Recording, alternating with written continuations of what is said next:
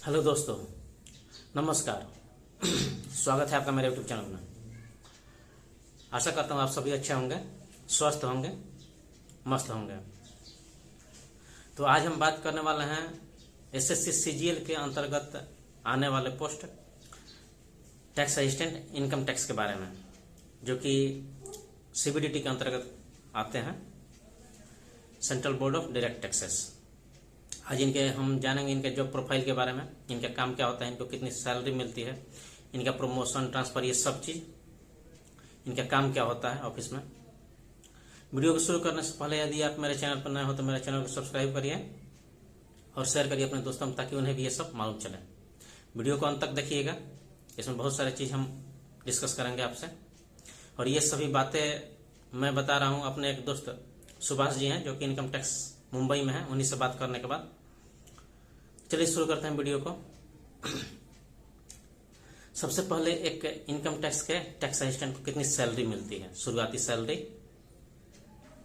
तो एक income tax tax assistant को शुरुआती सैलरी, ग्रोस सैलरी करीब 35,000 से 40,000 के आसपास होगी। वो वेरी करता है अलग अलग शहरों में, जैसे कि XYZ सिटी में अलग अलग होगा। X सिटी में थोड़ा ज़्यादा, Y सिटी में थोड़ा कम और Z सिटी में थोड़ा उससे कम। तो ऐसे ऐसे इनका सैलरी थोड़ा डिफर करता है। हम बात करते हैं इनके काम के बारे में कि एक सीबीडीटी टैक्स असिस्टेंट को काम क्या करना पड़ता है। देखिए, अमूमन इनको काम noting, drafting, income tax refund जो होता है वो करना, ज़्यादातर यही काम होता है इनको। और साल में कभी कभार रेट पे जाना होता है, वो अपने सीनियर के साथ, अकेला नहीं। तो ये तो हुआ उनका काम।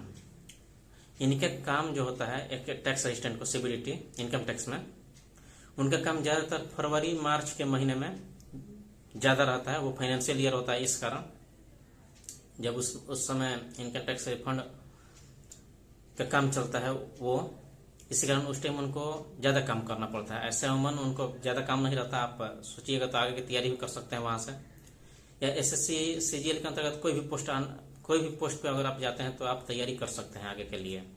किसी किसी पोस्ट पर ऐसा अपवाद में होता है जहाँ से तैयारी ना कर सकें, अमूमन सारे पोस्टों में वैसा ही। तो ये तो हुआ उनका काम। अब बात करते हैं उनके प्रमोशन के बारे में कि एक टीए इनकम टैक्स कहाँ से कहाँ तक प्रमोशन से जा सकता है।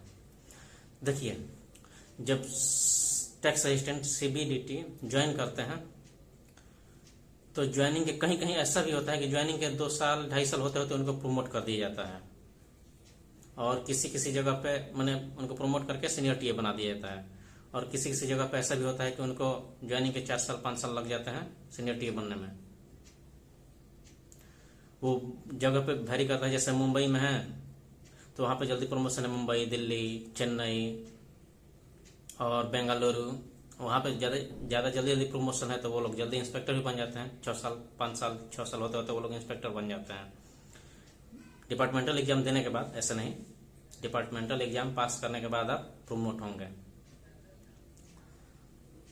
और एक टीए को इनकम टैक्स को अमूमन करीब 35 दिन का एक ट्रेनिंग होता है शुरुआत में। और शुरू में ही नहीं, जरूरी नहीं ज्वाइनिंग के शुरू में ही हो, लेकिन थोड़ा दिन बाद भी हो सकता है। ये सब वहाँ पे जो अब प्रमोशन हुआ है इनका टीए से सीनियर टीए के बाद इंस्पेक्टर के बाद इनका अगला प्रमोशन होता है आईटीओ में, इनकम टैक्स ऑफिसर। उसके बाद SC, assistant commissioner of IT, assistant commissioner of income tax. फिर डीसी, जेसी भी कहीं कहीं अगर फास्ट प्रमोशन हो तो बन सकते हैं। तो ऐसा है इनका प्रमोशन का चांस। मुंबई जैसे जगह में जहाँ ये मेरा दोस्त ज्वाइन किए हैं, तो हो सकता है वो अच्छे पोस्ट पे चला जाए। अगर आप शुरुआती ज्वाइन करते हैं तो निश्चित ही आप एक अच्छे पोस्ट पे चले जाएंगे प्रमोशन से। टीए ज्वाइन करने के बाद अगर आप शुरुआती समय 21-22 साल में ज्वाइन करते हैं तो आप चले जाइएगा। अब इसके बाद इनके ट्रांसफ़र के बारे में बात करते हैं। एक टीए को, जो कि फीमेल कैंडिडेट होती हैं, फीमेल कैंडिडेट को 1 साल के बाद ट्रांसफ़र कर दिया जाता है उमन। जैसे ही वो अपना लेटर लगाई और वो लेटर भेजा गया, वहाँ पर सीट खाली होगी जहाँ पे वो ट्रांसफ़र चाहती हैं, तो उनको ट्रांसफ़र कर दिया जाता है 1 साल के बाद एक फीमेल कैंडिडेट को। और एक मेल कैंडिडेट को 3 साल बाद, 2.5 से 3 साल बाद, उन्होंने बोला कि 2 साल बाद आप अप्लाई कर सकते हैं ट्रांसफ़र के लिए। तो आप मतलब यहाँ पे देख रहे हैं कि आप फीमेल कैंडिडेट हैं तो आपका ट्रांसफ़र जल्दी होगा, और मेल कैंडिडेट है तो आपका ट्रांसफ़र में देर होगा। तो ऐसा है ट्रांसफ़र का नियम वहाँ पे। और ट्रांसफ़र वहाँ पे बैन नहीं है, ट्रांसफ़र अभी भी